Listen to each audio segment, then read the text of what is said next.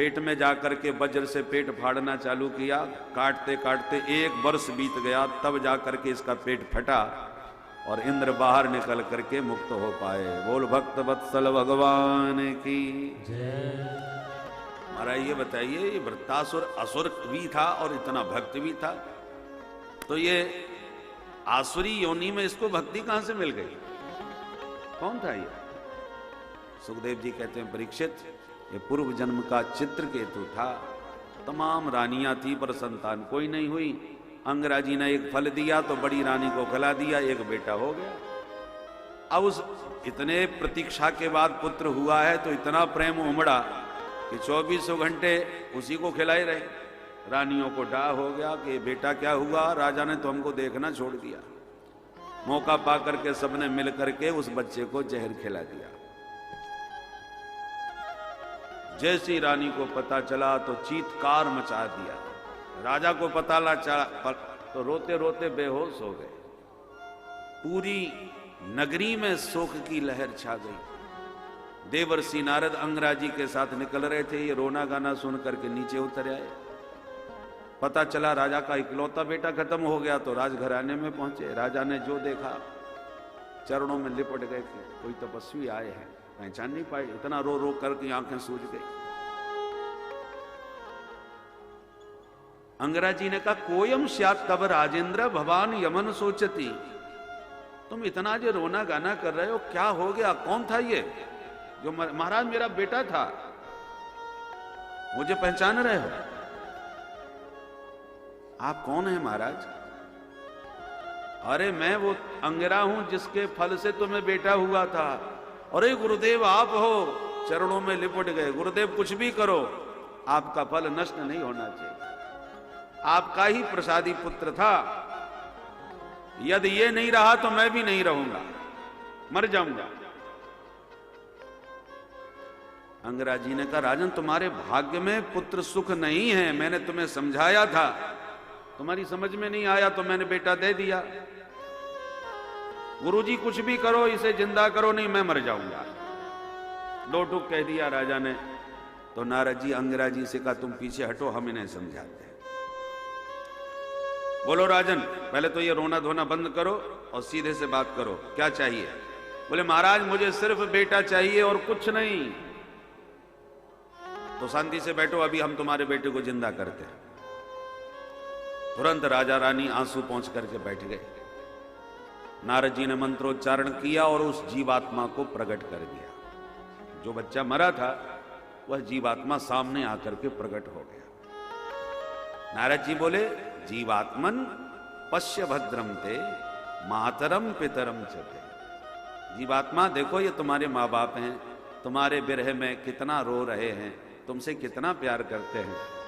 अब आओ इस शरीर में प्रविष्ट होकर के अपनी शेष आयु का भोग करो और माता पिता को भी सुखी करो। बेटा बेटा करके जैसे ही मैया बाप उस जीवात्मा को गले लगाने के लिए दौड़े, जीवात्मा बोला, 1 मिनट, कृपया ये बताइए आप कौन से नंबर के बाप हो? राजा के होश उड़ गए, ये कैसे बोल रहा है? अरे बेटा तेरे कोई 10-50 पिताजी हैं क्या? बोले माफ कीजिए पिताजी, मुझे याद भी नहीं है मैं कितने जन्म ले चुका हूं, पर इतना मालूम है कि जब जब जन्म लेता हूं तभी कोई ना कोई मैया बाप बनता है। बिना माता पिता के जन्म नहीं होता।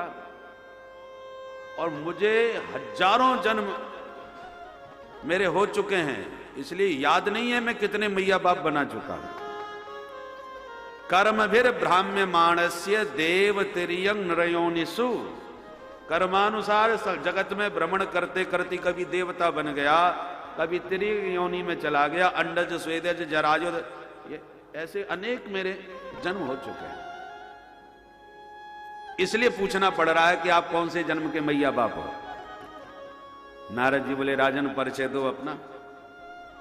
राजा ने कहा, बस अब हो गया परिचय। रो रो के यहां आंखें फूटी जा रही हैं और वो हमारा नंबर पूछ रहा है। अब हमको ज्ञान हो गया, ये सारे संसार के जितने भी संबंध हैं सब झूठे।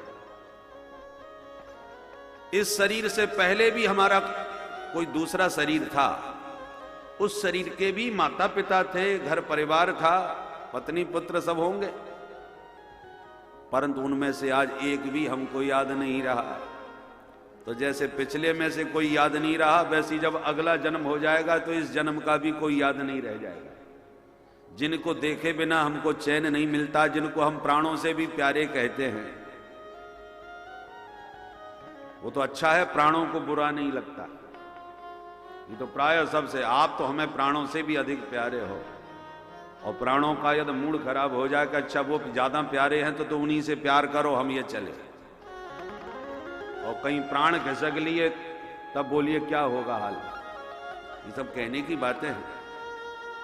वैराग्य हो गया, तब नारद जी ने मंत्र दीक्षा दी और साधना चित्रकेतु ने की, विद्याधर लोक प्राप्त कर लिया, संकर्षण की उपासना करके विद्याधर बन गया। पर एक दिन विमान में बैठ करके भोले बाबा से मिलने पहुंच गया, तो भोले बाबा भवानी को अपने मामांक में विराजमान करके उनके कंधे पर हाथ रख करके वेदांत का प्रवचन कर रहे थे, तत्त्वमसि आदि महावाक्यों की व्याख्या कर रहे थे। बड़े बड़े सिद्ध बैठे हुए थे वहां पर, और चित्रकेतु यह दृश्य देख करके हंसने लगा। देखो देखो, एस लोक गुरु साक्षात धर्मम वक्ता शरीरिणाम आस्ते मुख्य सभायाम वही मिथुनी भूय भार्यया। ये धर्माचार्य जी हैं, बढ़िया बढ़िया ज्ञान का उपदेश देने वाले हैं, पर भरे समाज में सभा में कैसे बैठा जाता है ये भी इनको ज्ञान नहीं। बताओ, ये कोई तरीका है? मुख्य सभा में सबके बीच में सिद्धों के मध्य मिथुनी भूय भार्यया, भार्या के साथ ऐसे बैठ करके कोई प्रवचन करता है भला? भोले बाबा तो मुस्कुराते रहे, परंतु भवानी को बहुत बुरा लग गया। माता नाराज हो गई। अरे मूर्ख, तू हम पर अनुशासन करने आया है, हमको बैठना उठना सिखाने आया है? जा दुष्ट अतः पापी यसीम योनिम आसुरीम या ही दुर्मते। तेरी मति मलिन है, जा दुष्ट तू असुर हो जा। चरणों में गिर गया। प्रतिगृह्णामि ते शापम, मां मैं तुम्हारे शाप को स्वीकार करता हूं, पर आपको मेरे वचनों से कष्ट हुआ, इसके लिए माफी मांगता हूं। अनुनय विनय करी तो मां खुश हो गई। बच्चा, वाणी तो व्यर्थ नहीं जाएगी, असुर तो बनना पड़ेगा, पर भाव भक्ति जो तुम्हारे भीतर है ये उस शरीर में भी बनी रहेगी। यही कारण था कि वृत्तासुर बन के भी इसने भगवान की भावपूर्ण स्तुति करी और आज शाप मुक्त हो गया। बोल भक्तवत्सल भगवान की।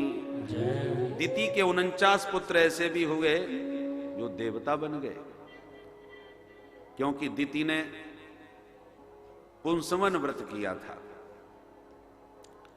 पुंसवन व्रत से सफल होने पर इंद्र को मारने वाला बेटा हो जाएगा। इंद्र को पता चल गया, सो इंद्र ब्रह्मचारी बन के पहुंच गए और दरवाजे पर रोने लगे, माताजी मैं अनाथ हूं। तो दीदी को दया आ गई, तू अनाथ है तो हमारे यहां रह, भोजन पानी मिलेगा, सेवा कर। ठीक है मां। अब इंद्र को सेवा थोड़ी करनी थी, उनको तो मौका देखना था कि व्रत में कोई कैसे इनका व्रत भंग करूं तो मैं बचूं। व्रत सफल हुआ तो हम गए। तो एक दिन जूठे मुंह खुले बालों से लेट गई देवी दीदी। इसका मतलब जूठा मुंह नहीं होना चाहिए, माताओं को कभी केस खुले नहीं रखने चाहिए। आजकल प्राय ये फैशन में आ गया है। द्रौपदी के केस खुले, कितना भयंकर परिणाम हुआ। उसने कहते जब तक महाभारत नहीं होगा, इन लोगों का रक्त नहीं बहेगा, तब तक मेरे केस नहीं बंधेंगे। चाणक्य ने भी अपनी चुटिया खोल ली जब तक नंद वंश का विनाश नहीं करवा दिया। तो ये खुले केस बहुत खतरनाक होते हैं। मौका पाया, खुले केस सो रही थी, तुरंत देवराज इंद्र गर्भ में प्रविष्ट हो गए और गर्भस्थ शिशु के 7 टुकड़े कर दिए। वो व्रत का ऐसा प्रभाव कि 7 बच्चे तैयार हो गए। अभी तो एक ही था, अब 7 हो गए, तो एक एक के 7 टुकड़े फिर किए, तो 7 7 49 हो गए। और मरे नहीं, जितने कटे उतने ही तैयार हो जाए। जब पुनः मारने को हो गए तो बच्चे बोले, हमें क्यों मार रहे हो भैया, हमने तुम्हारा क्या बिगाड़ा है, अभी पैदा भी नहीं हुए और तुम मारने आ गए। इंद्र ने कहा, बैर तो कुछ नहीं है हमारा तुम्हारा, परंतु तुम पैदा होते ही हमको मार डालोगे, इसलिए हम पहले ही मारने आ गए तुम्हें। बोले नहीं नहीं, ऐसा नहीं होगा, क्योंकि व्रत सफल होता तो हम तुम्हारे घातक बन सकते थे, परंतु अब तो व्रत भंग हो गया, तो अब तो हम तुम्हारे सुहृद है। अच्छा, तब कोई बैर विरोध नहीं, छोड़ दिया। 49 पुत्र हो गए दिति के। दिति ने कहा, हे ब्रह्मचारी, सच बताओ, तुमने तो कुछ नहीं गड़बड़ किया, हमने तो एक बेटा मांगा था, ये क्या हो गया? झूठ बोलोगे श्राप दे दूंगी। इंद्र ने हाथ जोड़ करके प्रकट होकर के पूरी कहानी सुना दी। माताजी, आप हमारे मारने के लिए संतान उत्पन्न करना चाहती थी, इसलिए मैंने इनको काटा, पर ये मरे ही नहीं, जितना काटता गया उतने ही बनते गए। सारी सत्य बात कह दी तो दिति खुश हो गई। अच्छा ठीक है, तूने सत्य को स्वीकार किया, सही सही बात बता दी, चल ये तेरे भाई हैं, इनको भी तू अपने पास अपने साथ रख। तब से वो 49 मरुद गणों के नाम से जाने गए और देवताओं में इनकी गणना हो गई, इंद्र के साथी बन गए। पुंसवन व्रत कैसे किया जाता है, जिसका ये चमत्कार है, तो 6वें स्कंद के 19वें अध्याय में विस्तार से उस व्रत की विधि बतला दी गई। बोल वृंदावन बिहारी लाल की जय। अब परीक्षित प्रश्न करते हैं कि भगवान यह समदर्शी हैं तो विषम व्यवहार क्यों करते रहते हैं? समप्रिय सुहृद ब्रह्मन् भूतानां भगवान स्वयं इंद्रस्यार्थे कथम दैत्यान् अवधीत विषमो यथा। दैत्यान कथम अवधीत, भगवान समदर्शी हैं तो फिर दैत्यों को क्यों मारते हैं? सुखदेव जी कहते, साधु प्रश्न, बहुत बढ़िया प्रश्न पूछा है, पर परीक्षित याद रखो, भगवान तो समदर्शी हैं, भगवान के लिए तो सब बराबर, पर उनका नियम है, ये यथा माम प्रपद्यन्ते तांस तथैव भजाम्यहम्। आप हमको जिस संबंध से भजोगे हम वही संबंध निभाएंगे। मित्र बनाओ, पुत्र बनाओ, शत्रु बनाओ, जो चाहो सो बना लो, भगवान सब कुछ बनने के लिए तैयार हैं। बनाने वालों ने तो भगवान को अपना सेवक तक बना लिया है, और भगवान नौकरी करने को भी तैयार हो जाते हैं। इसी कलिकाल